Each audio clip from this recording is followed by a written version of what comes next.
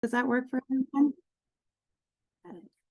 All right, and I do have like a little speech I'm giving, so bear with me as I find my footing here. So welcome everyone. Welcome to Fair Housing Fridays. This is our final Fair Housing Friday of the month. We've been celebrating Fair Housing Month here at CVOEO's Fair Housing Project. And we're really excited that you were all able to join us today. This one is called Visions of Home, and we're really thinking about our housing language, and to have a great set of panelists from Vital Communities, from the Hinesburg Housing Committee, and from Burlington's Planning and Zoning, who I'll introduce in a second. But just to give a brief little introduction to who we are and what we're doing here today. I'm Corinne Yantz. I'm from CVOEO's Fair Housing Project. I know most of you on the call, so that shouldn't be so surprising. But the Fair Housing Project is a statewide program in the state of Vermont, and we do education and outreach for fair housing and around housing discrimination and inclusive housing.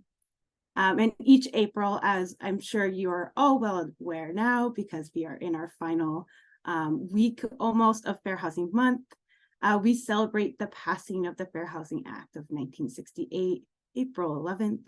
And we do that to help further fair housing education. And we really think about creative ways to get the community involved. So the Fair Housing Act, briefly, as we know, put into essential protections in federal law, making it illegal to discriminate in the rental, sale, or financing of housing based on race, color, national origin, religion, sex, family status, and disability. And then each state has the opportunity to expand on the Fair Housing Act. And here in Vermont, we have the additional protections of age, marital status, sexual orientation, gender identity, receipt of public assistance, denial of development, permitting based on income of prospective residents, and most recently, victims of abuse, sexual assault, and stalking. And that's just our very brief intro to fair housing, because we know a lot of you have been involved in these conversations this past month, but always we offer the opportunity to invite us into your community, into your program, into your workplace, and we can have a more expansive fair housing conversation with you. And then just to kind of set the stage for today, here at CVOEO's Fair Housing Project, we've been talking a lot about the language of housing. In other words, we've been thinking about how we talk about housing, where we have those conversations, and what words and images we use to communicate housing information. The acronyms, words, and images we use, and even places where we have those conversations, are not accessible to everyone. We heard last week from Jordan and Maeve, two media makers in the Connecticut River Valley, who shared how the limited housing stock make it challenging for renters to speak up when they're being treated unfairly or facing discrimination.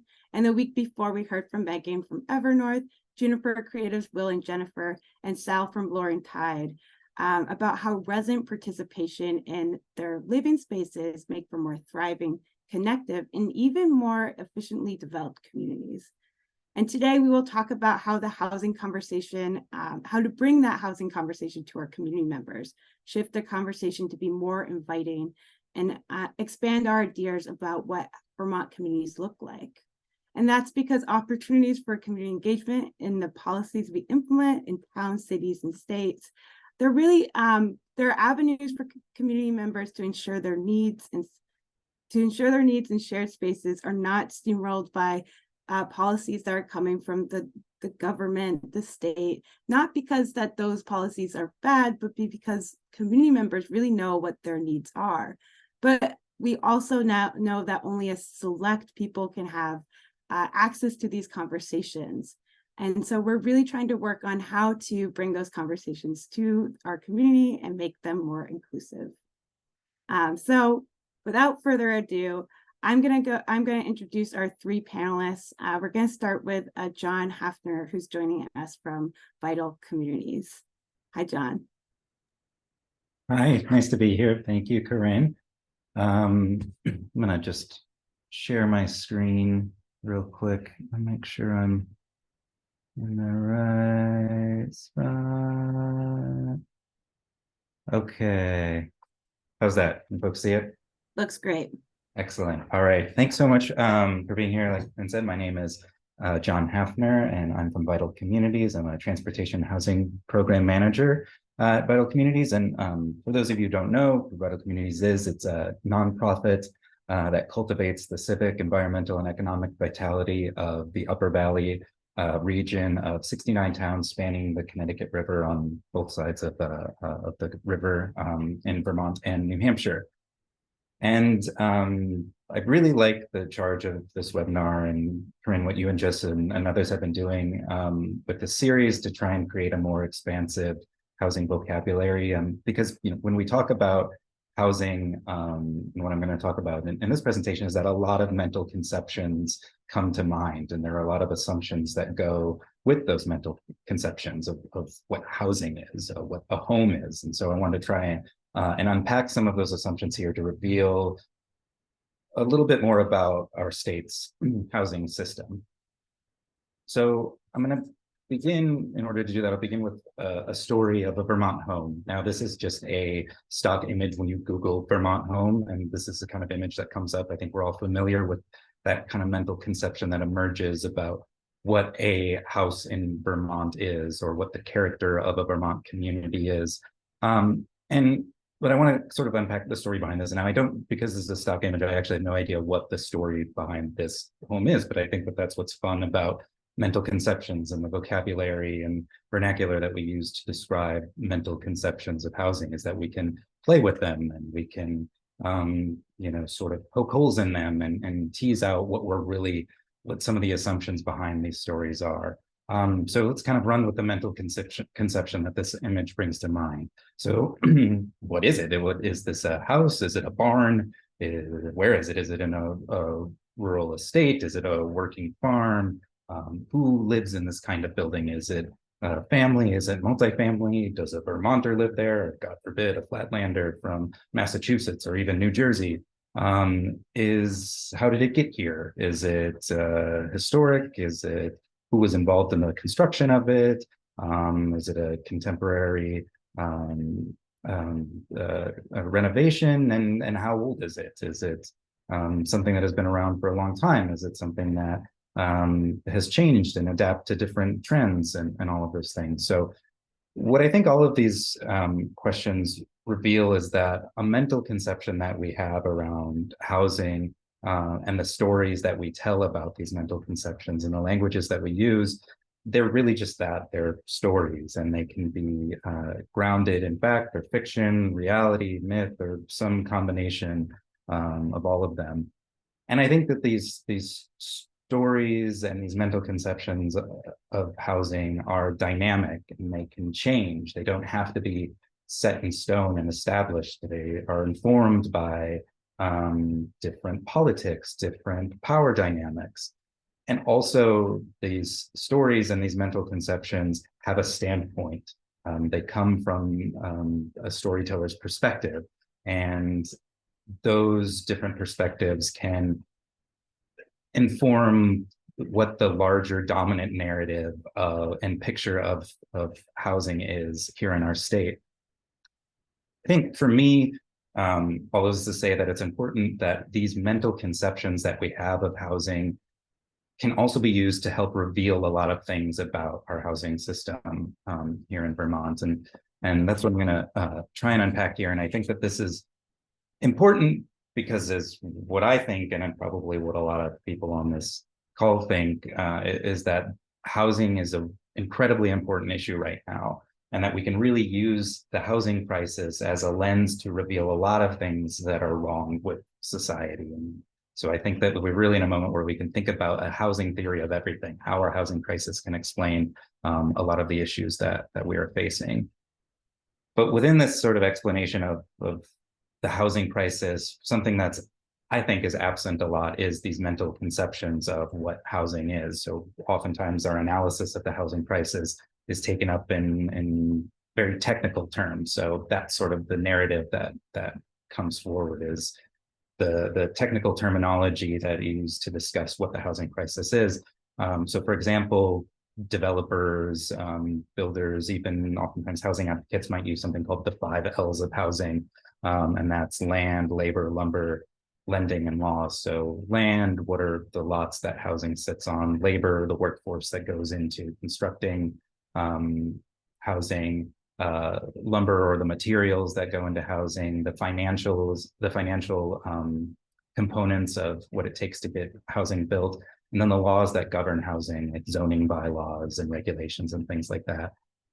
So this is useful and informative, but it kind of just describes a technical process of inputs that go into the housing system. And I think it really fails to bring into account some of those mental conceptions that we have, which are that emerge out of a social process. So I think that some of these technical narratives tend to remove the social aspect of it, and the reality that our housing system is a social process, and that we can use things like our vernacular and language and stories and mental conceptions to help create and reveal ways to make our housing system more just and humane.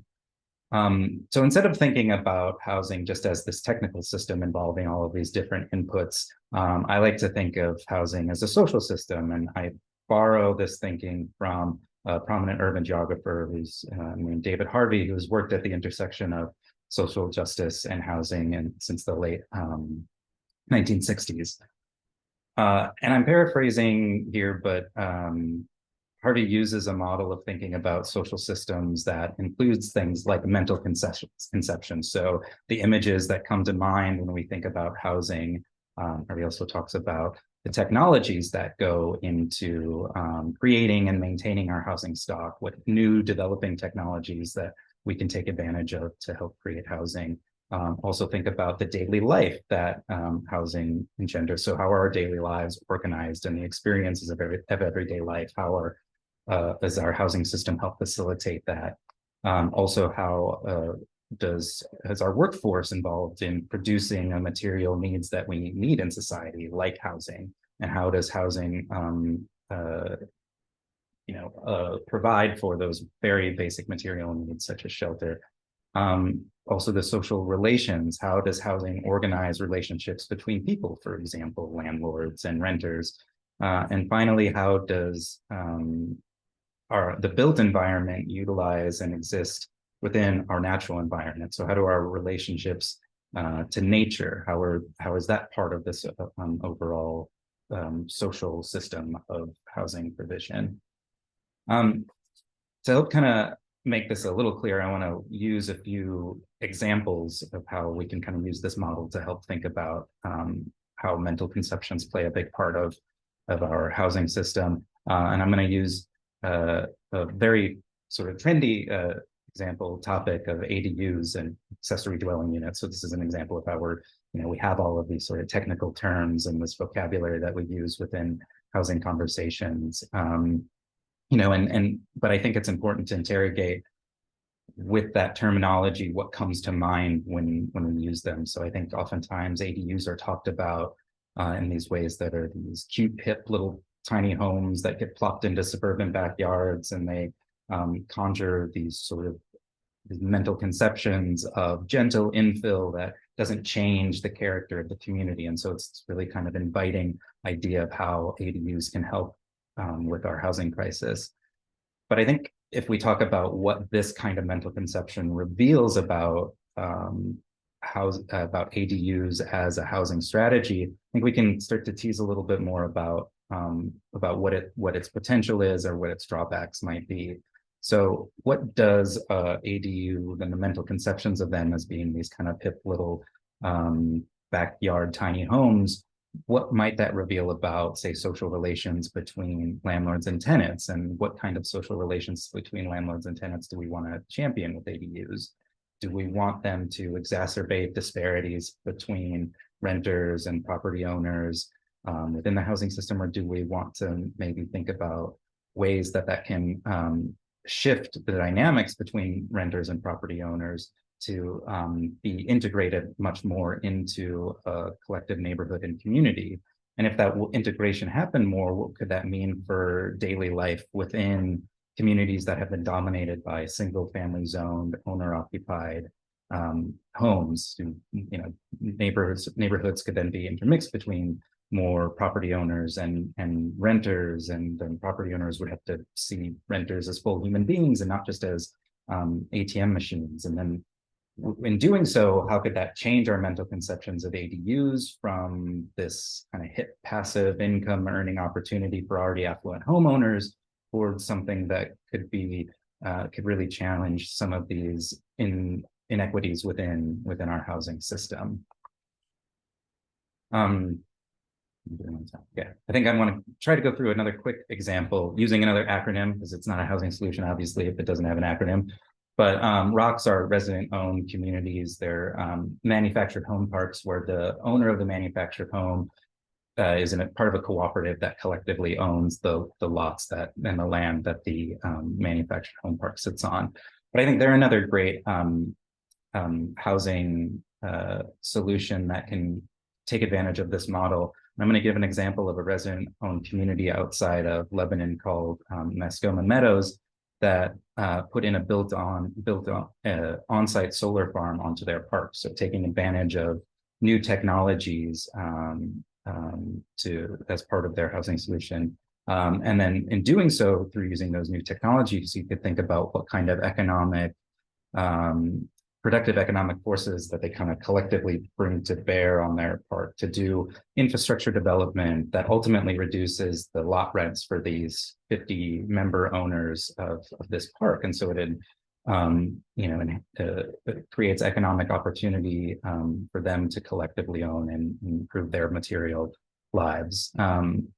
It also points to the way that the values of the park to want to have an improved relationship to nature, taking advantage of new technologies for that could lessen the impacts of climate change and therefore improve the park's relationship to nature. And really what this then all does is it challenges and reveals something about our mental conceptions about manufactured housing as being some kind of archaic substandard form of housing, and instead thinks about how dynamic and how powerful that this model can be as a housing solution. So these few examples, I think, are just for me wanting to try to articulate that when talking about language and the vernacular and the mental conceptions that we're using about housing, how they're actually what we're talking about are these dynamic systems and processes that go into home creation. So it's not just about our housing stock or the construction pipeline, our capital stack, or housing supply and demand.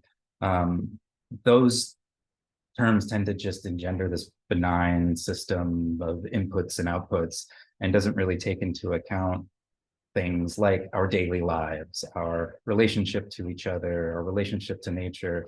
And I think using a kind of much more expansive model like this can help us think about how little interventions into the housing system can actually be big ways of creating a better, more, I think, just collective future when it comes to housing. How did I do on time for that? You did excellent on time. Thanks. I forgot to set my timer. So yeah, I'm sorry. I was keeping an eye. I was like, ooh, I really want to see the second example too. Okay, I'll stop sharing then.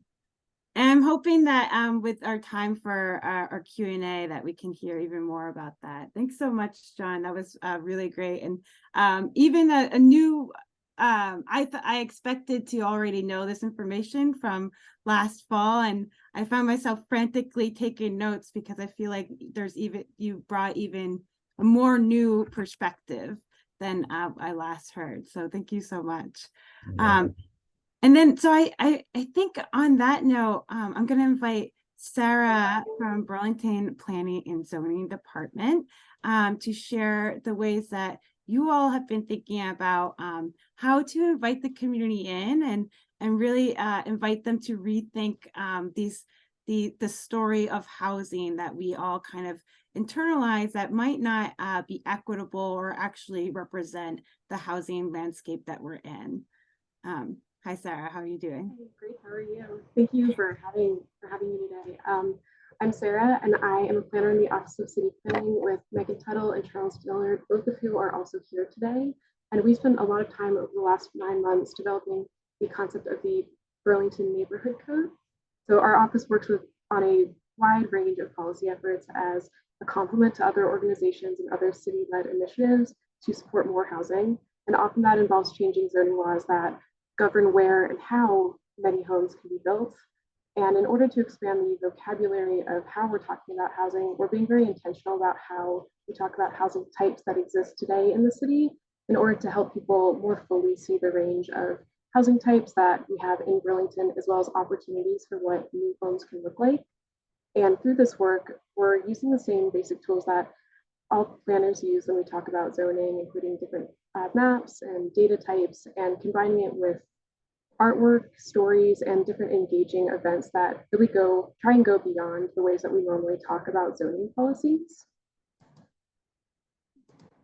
And I want to take a quick moment to review some housing goals from the 2021 Housing Action Plan, which recognize one, that we have strong neighborhoods, some of which have a very diverse mix of housing types. Two, we need more housing, and it can't all be in very large multi-unit developments downtown. And three, we want all neighborhoods to be able to evolve to the changing needs of households in Burlington.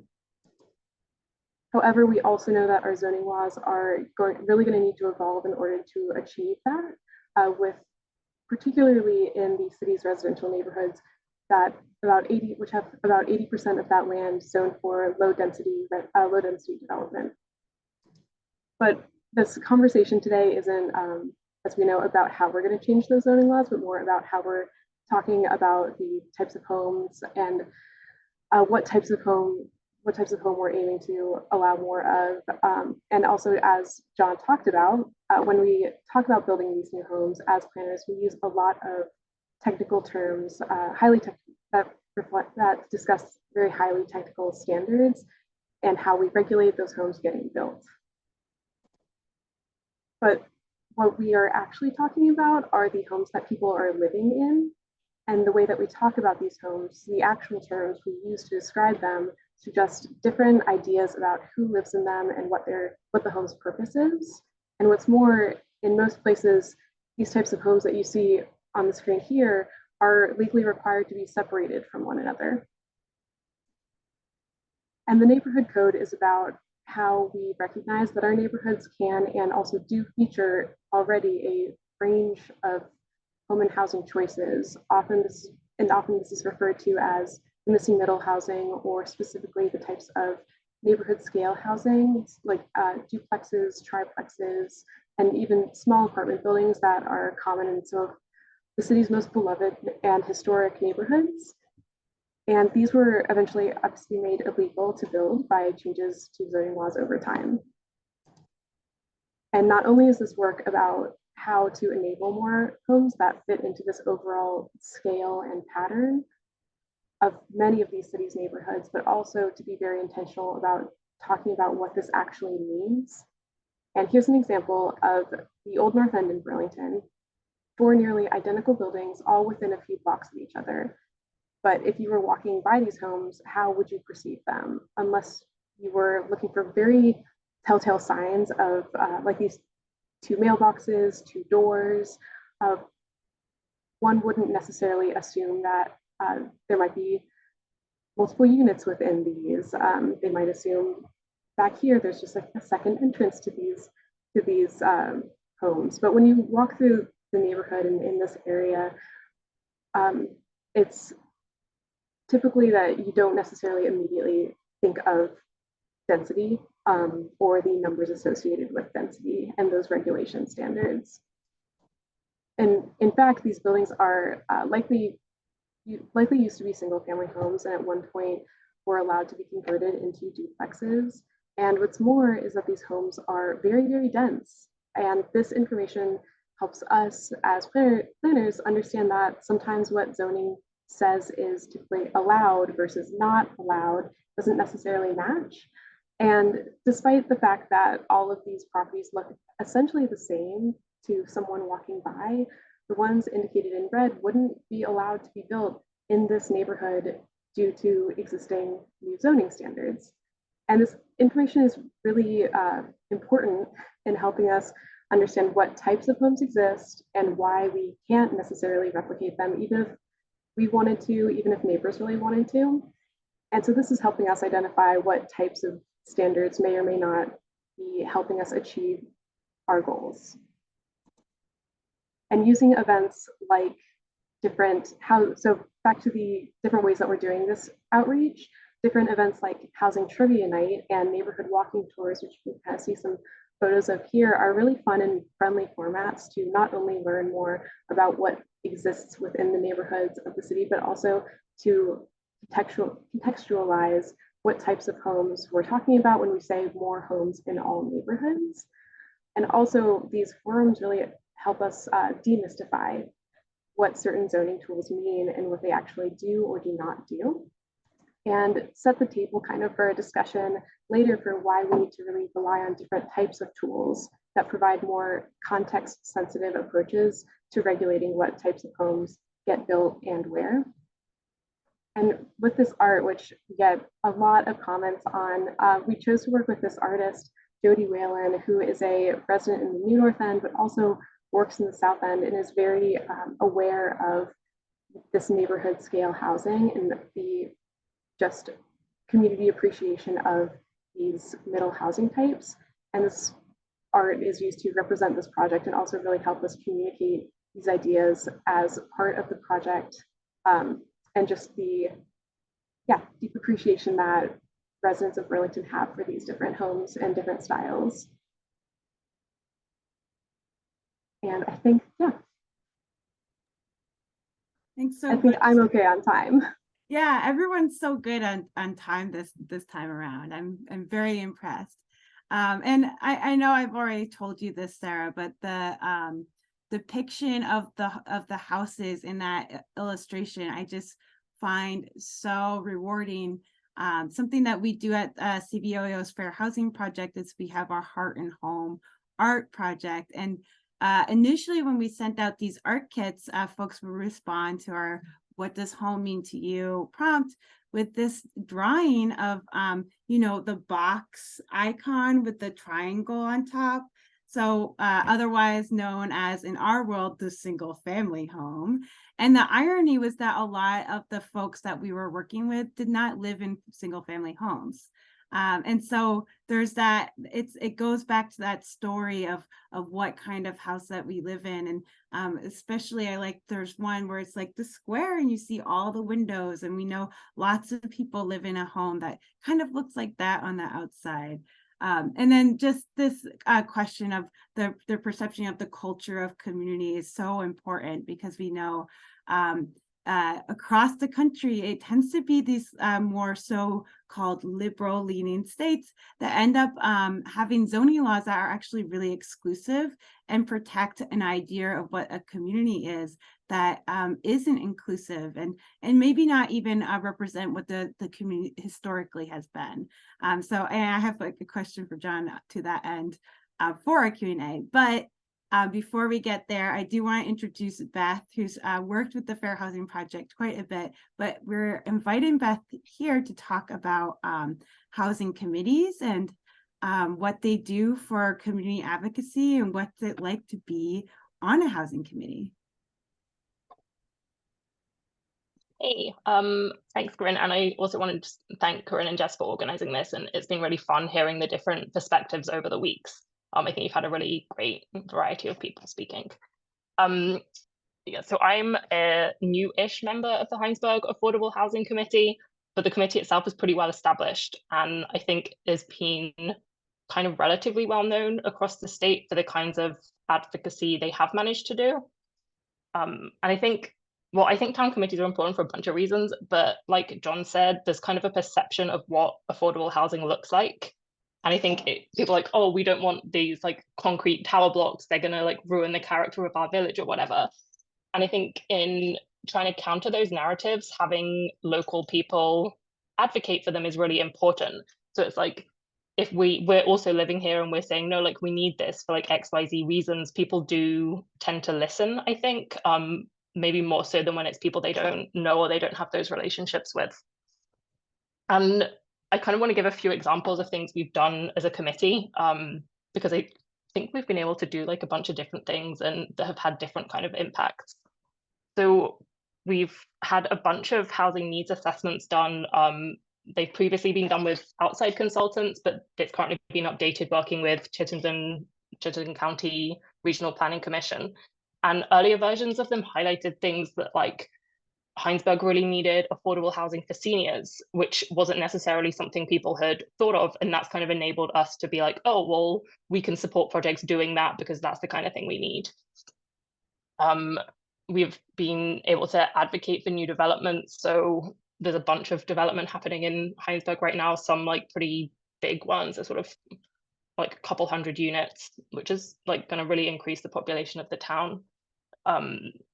So one thing was Cathedral Square, which is affordable housing for older people, for seniors. And that's been approved and is waiting to start work. And we were able to really support that and kind of push it through. And one thing that's been kind of good is we've managed to get the town to allocate us money from their budget, which we've been able to use to support some of these developments. So we've recently given 50,000 to Cathedral Square to support that development.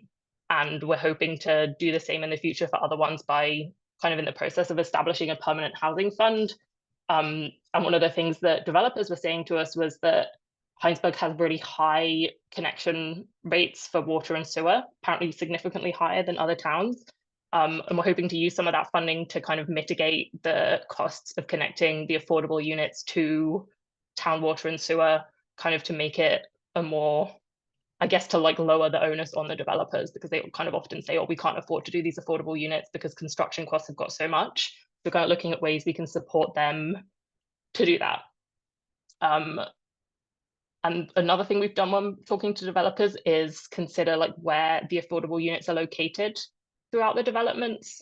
So there's often a tendency to kind of bunch them together or to have them in distinct areas, which is against inclusionary, like it is against our kind of like planning code. But yeah, and we've been able to do things like advocate for ones that have accessible entrances so that if you have mobility challenges, you can still access them, and also have them sort of change some of the multi-unit plans to make sure that the bedroom mix did reflect the development as a whole. So there's like kind of space for like single people, but also families, because I think often the affordable units that people are trying to put in are more kind of like studios or one bedroom apartments. And we were kind of saying, no, like they need to match what you're doing with the development as a whole. We also held a forum called the ABCs of ADUs, which it was really interesting to hear John talk about that earlier, because I think that's something that people here have kind of latched onto as something like that is maybe an easier option. So they held a forum in the town that was like pretty well attended. And like, I know at least one person either has applied or is applying for the grant for like support to construct an ADU, which also has like limits about how much you can rent it out for. So trying to kind of increase housing stock in different ways. And I think, well, I think in general, there's like a perception that town committees can't always do that much. And I think like we have been able to, which I think is great. And it's like, it kind of works in towns where so much of the planning decisions are made at the town level. Like having the town committees can really make a difference. But I think one thing that I have found to be kind of an issue is well, I know for select boards, it's definitely true. I imagine it's true for different town committees that the representation is like overwhelmingly older, like usually retired homeowners. And I think there's kind of a danger of like you just don't get the different perspectives. And like we were kind of talking about this last night, and people are saying like it's harder to get onto some of these committees if you're a renter, because often one of the questions they ask you when you have like your select board interview is, oh, like, will you be able to serve the full 4-year term? And I mean, if you're renting, you can't always say that, because like your housing is like can be unstable, and you might want to stay there, but like your landlord has other ideas. So I think being aware of things like that is kind of useful. And also, I mean, the other thing I think is having the meetings be remote has made a really big difference to representation, because like if you need childcare or something, you might not be able to go to the town hall in the evening. You can often be on Zoom. Yeah, in general, I think housing committees can do a lot, but I think we need kind of broader perspectives on them, and people who are living in like a range of different kinds of housing, which is hopefully starting to change. Yeah. Thanks so much, Beth. And we're shifting into our Q&A section for all of you that have been like dying to ask a question. And how we'll do it, I have a couple of questions already that I'm dying to ask, but I'll let you all know. You're welcome to put your question in the chat. We can read it aloud for you, or you can ask it yourself. There's also a raise hand feature.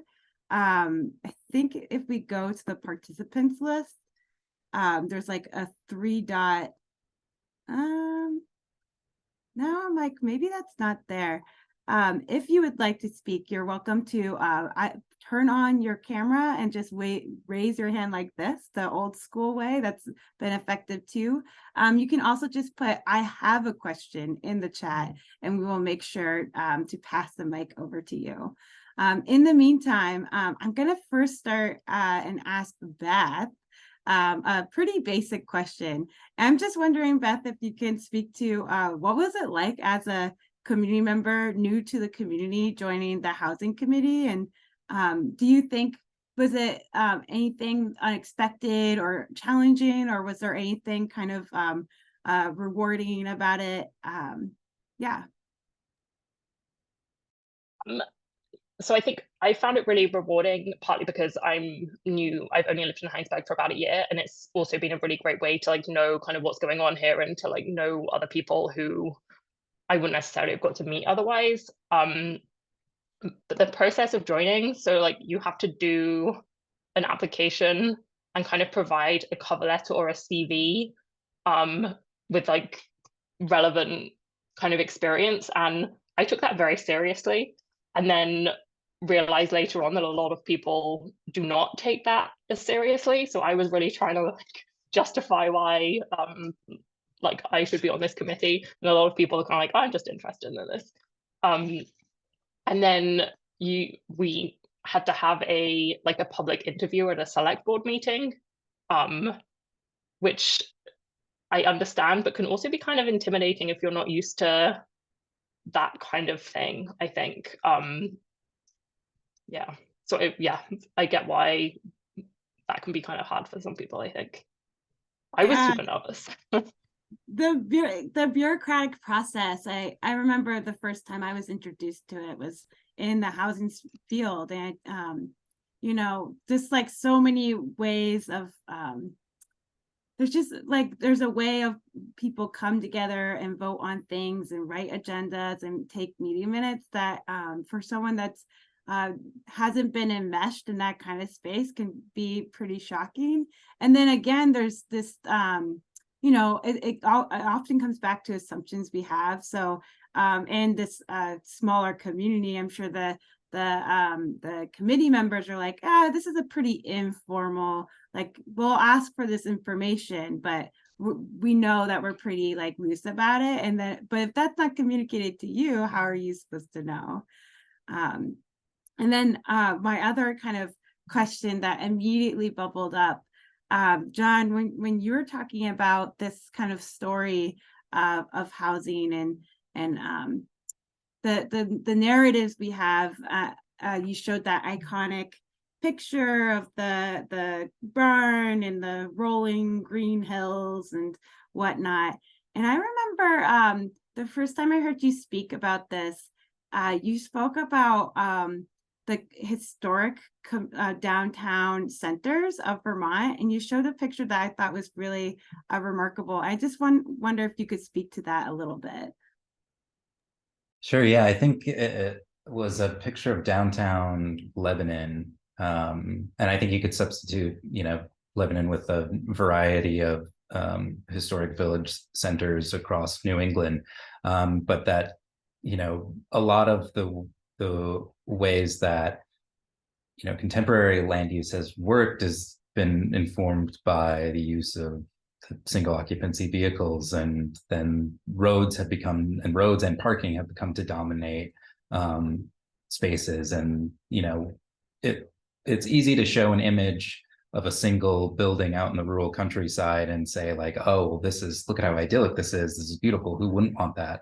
But part of the reason why that pattern has existed is it takes away from the fact that historic villages and town centers are also these idyllic spaces of people communing together and walking around and being able to enjoy multiple uses of their communities. And I think that a lot of those spaces have been lost because of the way that roads have kind of carved up communities. And so I think that the historic use of downtowns and villages is telling in a few ways, and in terms of the way that it challenges that assumption that New England is just a smattering of barns and single family homes on 5 acres plus of land and hills and forests, and that actually the development patterns of New England, even before European settlement, were a collection of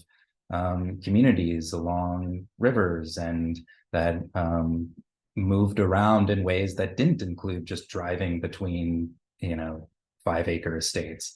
So I think it shows that there's a broader history of housing and patterns of housing development within New England and Vermont specifically. And I think it can also show that there are ways that when people talk about the character of community and how they don't want to change that, it's like, well, that change has always happened. These communities are dynamic. And I think when you talk about, if you unpack that a little bit and they say like, I don't want to change the character of the community, I think part of that is just a veiled way of saying that they don't want more people around. And I think it's important to kind of tease that out. And that's where I think, if you can talk about relationships between people and between the places where they live, then you can start to talk a little bit more about how to change the way that we conceive of the pictures that we have in our head about housing, and that this is actually about people interacting with each other and not just about, nice buildings on a hill. Could I add to that, Corinne? Sorry, I'm Megan Tuttle. Sarah mentioned I'm also with the Office of City Planning here in Burlington, and I really appreciate that perspective and think that one of the things that Sarah didn't share, just for time's sake, is that exact point that you were sharing, that our communities have constantly been changing. One of the things that Sarah has been mapping for us is just kind of how Burlington built out over time. And you can definitely see how the patterns of development were changed by things like when we had streetcars. If you didn't know that, we used to have streetcars in Burlington, to when we started to be a more auto-dominated society, how that changed not only where people were living, but then started to change the types of homes they were living in and types of neighborhoods they had access to. And then how our zoning started to follow that. And in some cases, what that resulted in is entire neighborhoods that had been built before the city adopted zoning. We didn't adopt zoning until 1947 in Burlington. And how even on the first day that we adopted zoning, while our zoning policies in theory allowed for all different types of homes to exist in the same neighborhood together, certain standards that we put in place immediately made entire swaths of neighborhoods that had already been built essentially illegal, and meant that we couldn't repeat those exact patterns that were the most historic and were the actual character defining elements from a physical form perspective that were part of our neighborhoods. And so one of the things that we're trying to tease out in this is how that mismatch in terms of our zoning policies, what does that actually mean in terms of what we could realize today? So even if people did want the buildings themselves to reflect the character of their neighborhoods, sometimes they can't do that because of how our zoning laws have evolved. And, I think one of the other things I'll just say about that, and the reason why Sarah showed, how those duplexes, all of those duplexes within a few blocks of each other sit next to each other, but how zoning views them so dramatically differently. I think the point there is that when we talk about change and when we talk about our historic development patterns, oftentimes people have no idea what that means in terms of how many homes are actually on a lot, or how many dwelling units per acre is often something we use to regulate the kind of overall context of a building within its environment. And it may not actually mean anything on the ground in terms of what's already there. So I think that's an important element that we're trying to tease out through some of these conversations, is educating people about kind of what was the role or purpose of this specific zoning tool, and is it actually helping us get the kinds of homes and buildings that we want to see in different places in the future. So. Thanks, Megan. And I see that Bryant has a question too. And Bryant, go ahead and ask that.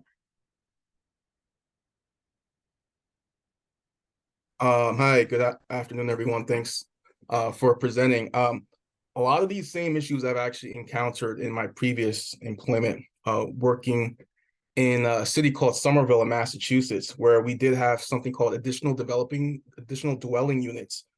Because Somerville, unlike Vermont's more highly dense, they were trying to figure out creative ways to create more housing. One question I thought of in terms of the conversation about housing in Vermont, though, was I know Vermont's population is aging quite a bit. How's the conversation going about trying to either have something called inclusionary zoning housing or increase units to attract more younger people or keep them there? Because essentially a lot of the people who are against these changing character of the neighborhood typically are older. Yeah, who wants to take that on? It's funny, the one thing I'll notice, it's John is speaking from the Connecticut River Valley of Vermont, which is a very different part of our state than Chittenden County. But we can hear in this call, there's themes that are the same in both places, despite the unique housing needs. Yeah, who wants to start answering Brian's question? I could say something about this, and then I would love to hear, Beth, especially from your role as a housing committee member. But yeah, it's a wonderful point. And I think one of the things that we've been talking about, particularly as we talk about the neighborhood code, is actually creating a connection to the housing needs that we have in our community. So we actually do have needs for more suitable homes for those older adults, so that they don't necessarily have to be displaced from the neighborhood or home that they live in. So some of what we're talking about is actually creating more community for older adults in the neighborhoods that they're living in. But then the other piece of what we're connecting this to is just understanding, looking at things like the interrelatedness of housing types and neighborhoods to income and other, racial and other age demographics in terms of who has access to certain neighborhoods. And as we talk about the neighborhood code, one of the explicit goals that we have is to have more homes that are accessible within different neighborhoods of the city, so that more people have options to live in those neighborhoods. So that is one of the things that we've been talking about, understanding, the differences in household income between renter and owner occupied households, their capacity to access housing in certain neighborhoods, those types of things. So it's certainly something that we're talking about as part of this work. Thanks, Megan. Thanks, Brian, for such a great question. Beth, do you want to take a hit as a committee member of the Hinesburg Housing Committee? Yeah.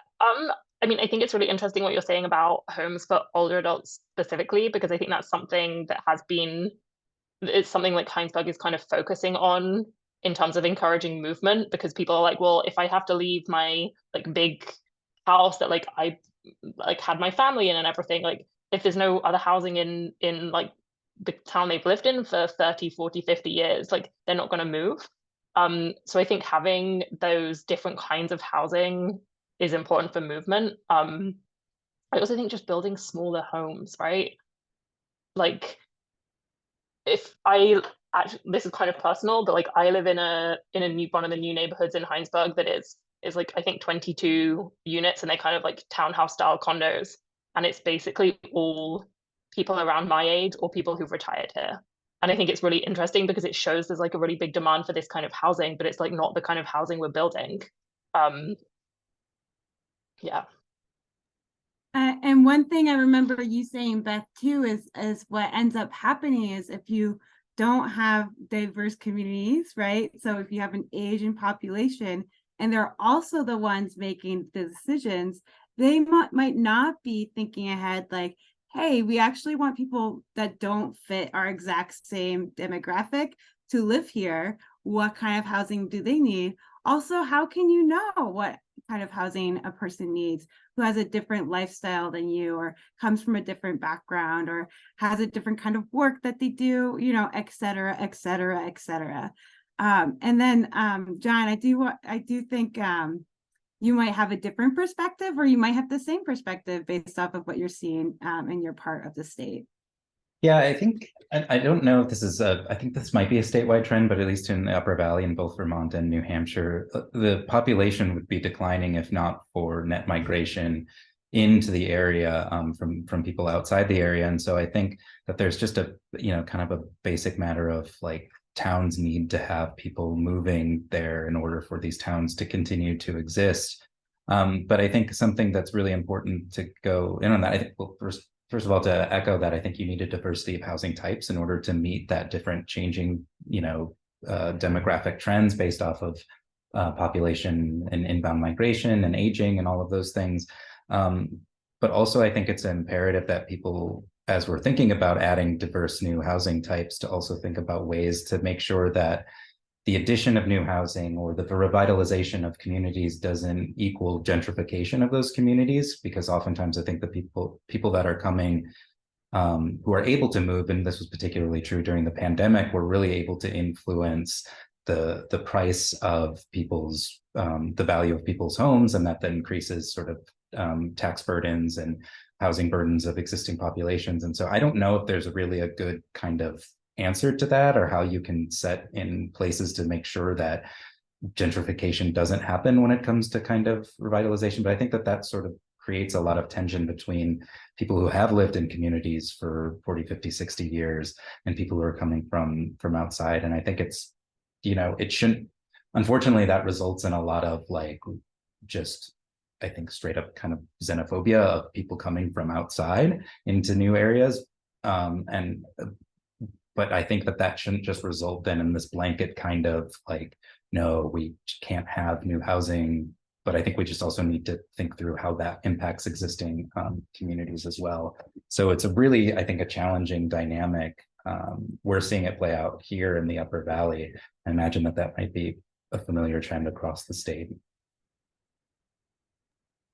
Yeah, I remember, John, you kind of coyly threw in that term flatlander in your presentation, which having grown up in Vermont, very well familiar with the term. So it's not, whereas I'm sure that during the pandemic, when people who really had the resources to move from city centers that were adversely hit by COVID. Also, climate migration. We know that is happening. We know that folks are finding some safety and some comfort in Vermont from the fires on the West Coast, from flooding in ocean areas. And what that means is not only that it's folks with the resources to relocate, right? That means that the folks that don't have the resources to relocate continue to be in those vulnerable areas. And we know too that here in Vermont, folks, as across the country, it's folks that are the lowest income that continue to face those environmentally like precarious situations at greater at a greater rate than folks that have the resources to have housing choice, right? And I did have one more question, but I want to make sure that if anyone else was hoping to squeeze in a question. All right, nope, no urgent. All right, so a quick question, John, if you could just, you talked a little bit about ROCs, and if you could just touch on the opportunity mobile homes and manufactured homes might have in terms of affordable housing, because oftentimes we talk about housing density, and we know here in Vermont, if folks grow up in a rural space, they might be looking for something that looks a little different than our typical affordable housing development. Yeah, I mean, I think so. ROCs, as resident-owned communities of manufactured homes, I think that they're just an amazing model in terms of that they've historically been one of the more affordable homeowner opportunities out there. And as we know, single family home ownership has just skyrocketed, and it's almost nearly impossible if you don't already have resources and assets to be a homeowner, to get into homeownership. And so, but that those parks are also becoming increasingly sites for outside investment into them. And so that's driving up ground rents for these parks, and having residents own the parks themselves are an opportunity to keep rents on these lots low and preserve this as an affordable home ownership opportunity. And I think that it's important because it's preserving an existing affordable housing opportunity, but also it does, I think, have an opportunity to add housing to increase density, because a lot of these parks have open lots that are available. But part of the issue is that you might have an aging lot owner or park owner that hasn't really been interested in making investments in it, or they sell it to an outside investor that has no interest in kind of making investments. But what resident-owned communities have shown, and this example that I gave of Muskoma Meadows adding solar to their park, shows that when residents own the parks themselves, they're oftentimes making investments into them. And so they're interested in adding density to help offset lot costs for existing members. They're interested in adding mixed use in terms of community spaces. And also they have examples to show for how to increase density in more rural parts of the community, because they oftentimes use communal well and septic. Another term or another excuse that's often used for not creating density is like, oh, our infrastructure can't handle it, or we don't have town sewer and water. But manufactured home parks have been able to show that you can have communal well and septic systems that can provide for density within places that don't have town sewer and water. So I think that they're a really great housing solution on a variety of levels that is not always talked about, but in places where I've seen it brought up, it tends to be kind of a slam dunk. People think it's a really great idea and want to see it more, and they're kind of asking questions like, well, why don't we have more of these available? Reality is that they've kind of been outlawed due to restrictive zoning, and so bringing that back is an important part as well. Thanks so much, John. And I am keeping an eye on time because I know that we're going to end right at 1:30. Sarah and Beth, did you have any last words that you wanted to squeeze in before I cut everyone off? I personally don't. Megan, do you have any additions? All right. Well, I'll just say too, we had if you've missed it, we have recorded all of these Fair Housing Fridays. And the last two were really great conversations, very different perspectives. So I encourage you to check out our website if you missed them. And then lastly, as we know, we are closing out Fair Housing Month, but we still have one more week of activities that we're leading here at the Fair Housing Project. So if you're able to join us at Contois Auditorium on Wednesday at 6 p.m., we'd love to see you there. And then we also are hosting a movie night at the, oh man, now I'm blinking on the name. Main Street Landing Performing Arts Center. It's like the time pressure just like left me. So check out our website, fairhousingmonth.org. fairhousingmonthvt.org. And thank you again to our great panelists. This conversation was everything I'd hope it would be and more. Just a really rich conversation that I think a lot of people can benefit from. So I look forward to sharing this out to our audiences. Thank you. Yeah, thanks everyone.